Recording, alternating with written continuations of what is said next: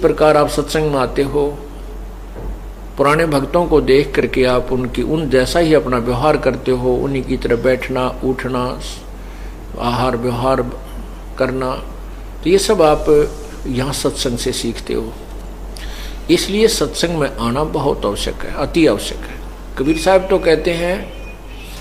राम बुलावा भेजिया दिया कबीरा रो, जो सुख है संत के संग में वो बैकुंठ में ना हो। परमात्मा कहते हैं कि जो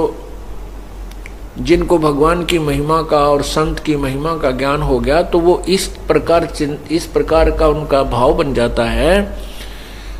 जैसे किसी को यहाँ का भगवान कहे कि चलो तुम्हें स्वर्ग में स्थान देता हूँ, तो उस भक्त के मन में नहीं आती कि मैं स्वर्ग चलूं, क्योंकि उसको ज्ञान होता है कि स्वर्ग क्या चीज है। स्वर्ग के विषय में वो तत्व ज्ञान युक्त भक्त परिचित होता है कि स्वर्ग तो सबसे गलत स्थान है। जैसे स्वर्ग में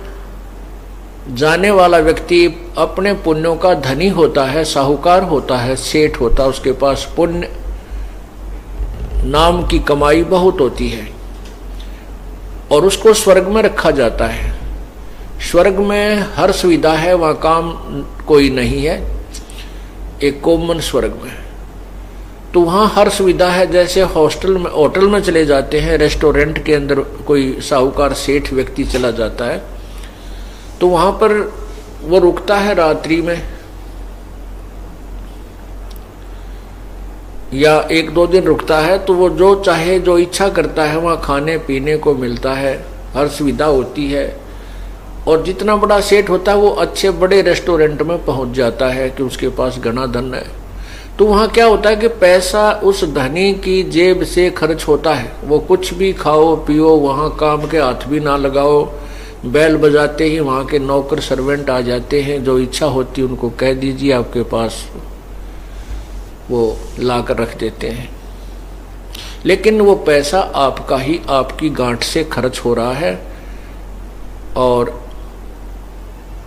वो पूंजी आपकी समाप्त हो रही है।